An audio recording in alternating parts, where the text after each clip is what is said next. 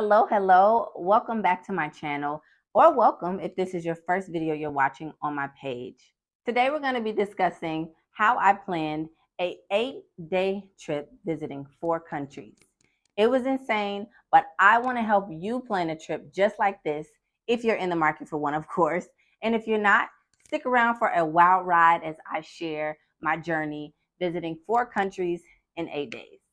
Okay, for starters, my travel buddy for this trip was someone who I'd never met in person before. We've been internet friends for a couple of years. I love her content, she loves mine. I love her energy, she loves mine. So we decided to travel together for her 30th birthday. So I put together this amazing trip. I planned it from beginning to end, and she just was like, "Do what you're going to do. I'll be there to follow." And she left me with full creative reins. Crazy, right? So our first time ever meeting was when we both met up from our respective states in the layover place, which we're going to talk about in a second. But she really, really wanted to go to Egypt. Egypt was like her number one. So that was the country that we built the trip off of. She lives in New York. I live in Chicago. So what we did was we bought the same flight on Ethiopian Airlines, and we both met up at the layover point, which is like an hour layover. And then we took the same flight from that country in Europe. I don't remember the name, but it was just a really short layover. And then we took the same flight from that country into Cairo. We got to chit chat on the plane and get to know each other before we made it to our destination and began our trip. So, being as though Egypt was our first stop, I'm going to just go over what we did in Egypt, how much everything costs, and then we're going to go into each country rolling from that.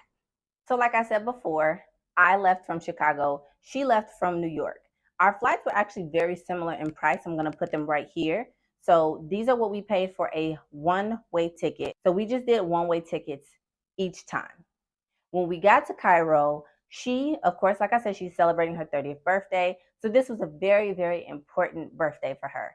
So, she wanted to go all out. So, we stayed at one of the most beautiful hotels in Cairo, in Giza, and the name of it will be here. And I'm also going to have like a short video clip here of the hotel. But the grounds are absolutely beautiful. It's not super, super close to the pyramids, but you can see the pyramids from the balcony. The hotel staff said that we had the best room in the hotel. I'm thinking because they wanted to just kind of give her a beautiful experience for her birthday. Loved, loved, loved that location and that hotel. We didn't get to explore it much because we were doing so many different things. The very first day we had in Cairo after we arrived, we went to Luxor. And Luxor is like, the pyramids are beautiful to me, but the Karnak Temple, oh, the Karnak Temple has my heart, you guys. I did not want to leave the Karnak Temple. It is so beautiful.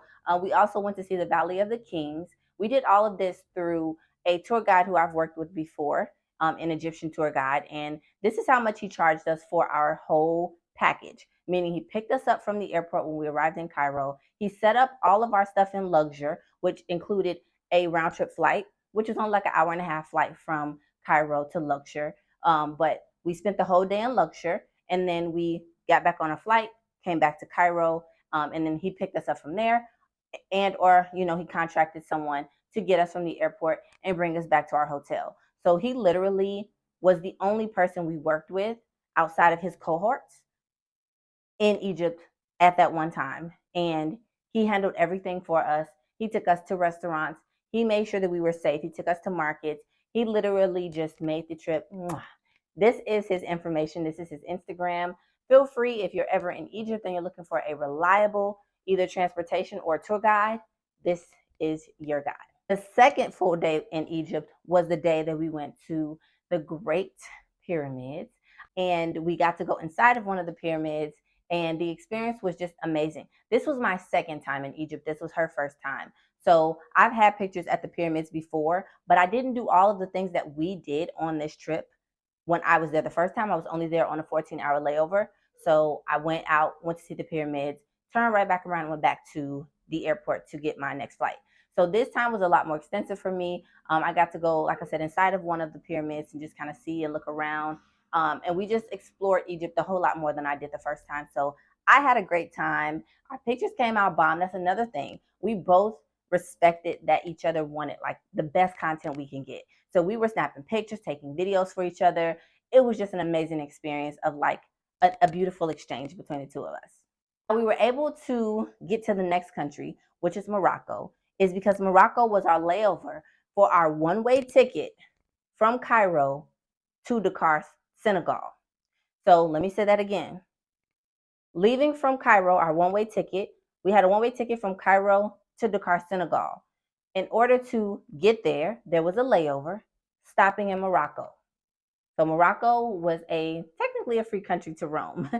We didn't get a hotel or anything. We contracted a driver who could take us around for a full day trip. And this is his information. This is the information that we booked it with. And this company was great. He greeted us in this nice Mercedes-Benz van. He opened our doors for us. He was dressed in a nice suit. He was just such a gentleman. Before we continue with the trip, if you like the content so far, please give it a thumbs up and also considering subscribing to my channel. I would love to have you as a part of the family. From there, once we left Morocco, we then got to Senegal, and that's where we spent another couple of days. So Cairo, Egypt, and Dakar, Senegal were the two countries that we decided that we wanted to spend multiple days in to explore. The other countries are just countries that were included in our travels. Now, when we get to Dakar, Senegal, we have a little bit of an issue. We got there. It was time for us to go and get our bags. We get down to the baggage claim area, and my bag came. My travel buddies did not. So she was panicking. She was really, really upset that her bag was either lost or stolen. We didn't know what the case was at that time. However, we, of course, go over to the help desk. They tell us that her bag was just in our last destination, which was in Egypt or Morocco. We're not sure where exactly it was, but her bag was safe. It just didn't make the transport. 2 days it took for her bag to get there, which was a little upsetting because, of course, we had things planned. She wanted to look a certain way. She had her outfits planned, but we had to improvise the best we could. But everything was in her bag. All of her belongings were there. It just got delayed. So, of course, baggage delays can cause a trip to be, it just dampens the mood, it dampens the energy of the trip. But I did my best to make sure that she felt supported and that, anything I could do to help her, I would, because I've dealt with that before and I know that it freaking sucks. Once we were able to determine that her bags were still, with airport personnel, we went ahead and left to go to our hotel. This is how much we spent at our Dakar, Senegal hotel. We had different rooms. Her room was a little bit more elaborate than mine, so hers was more expensive. We both were by ourselves. Her mom was actually supposed to come. That's another story for another day. But what I will say about that situation is, guys, make sure that if you're traveling, that you check your passport dates. If your passport is going to expire within 6 months of your travel date, go get it renewed. Do not try it. Most countries require a 6-month or more period of time for your passport to be valid if you're going to be entering the country. Just be careful with that and make sure that you are staying on top of when your passport expires versus when you're traveling. Just a quick nugget of advice when you're traveling internationally. You can check all of that information out in terms of the validity of your passport here at the state.gov website. You can type in your country that you're looking into and it will tell you explicitly. What did we do in Dakar, Senegal? Because we were there for multiple days. Dakar was actually just so much fun for me. Like, I love being in a really, really hot weather. So I was into all of the desert heat that Cairo was bringing, that Egypt was bringing, and Dakar, Senegal. And Dakar, Senegal is, in West Africa. It is right off the coast of the Atlantic Ocean. Beautiful water, beautiful beaches. And here's a picture of us being on the beach. Our hotel was actually right on the beach as well. It was a short walk to a small beach that we can kind of just be at, exist in. It was just a beautiful time. That is where I did my lion walk. Oh, I love my lion walk. The animals were so beautiful. The lions were so beautiful. And we drove like 4 hours from Dakar, Senegal to this animal reserve. It's actually on the border of Gambia. As you're driving to get to the reserve for your lion walk, if you were to do this activity, your phone or, it'll tell you like, hey, you're in Gambia. So they call it Senegambia because it's literally on the border. This was my second lion walk. I've done a lion walk now in 2 countries, South Africa and then now in Dakar, Senegal. And I will do it wherever else it is offered, honestly, because how many times or chances do you get to be near the king of the jungle, like that close? Ugh. And this is how much we paid for that activity. And I booked this through a tour company on Viator, which is one of my favorite travel sites. You guys will hear me talking about that over and over and over.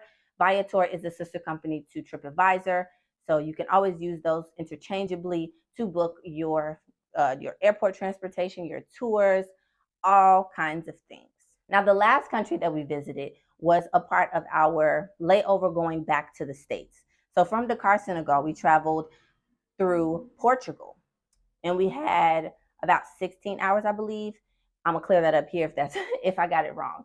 But we had a nice day there in Portugal, in Lisbon, Portugal. So we were able to book. We actually booked like an Airbnb, like just a room inside of someone's apartment, just so that we can shower, sleep really quick. We'll grab a nap because that's what I did. I took a little nap, and then we explored the city, like the city center in Lisbon, and that was just a part of our layover back to me, Chicago, her, New York. And this is how much we paid for our one-way flight from Dakar, Senegal to our respective cities.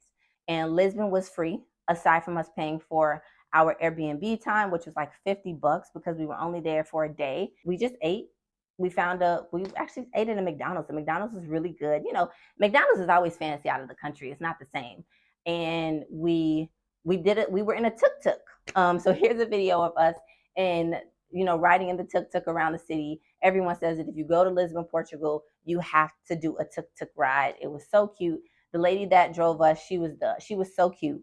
She tried to tell us more things to do, but of course, since we were only there for a day, we were just trying to see some city highlights, which we did. We walked around quite a bit, and that is how we went to 4 countries in 8 days. If you guys have any other questions about this trip, about any country that we visited, please let me know if I didn't cover it here in this video, and I will be happy to respond to you and give more tips and tricks.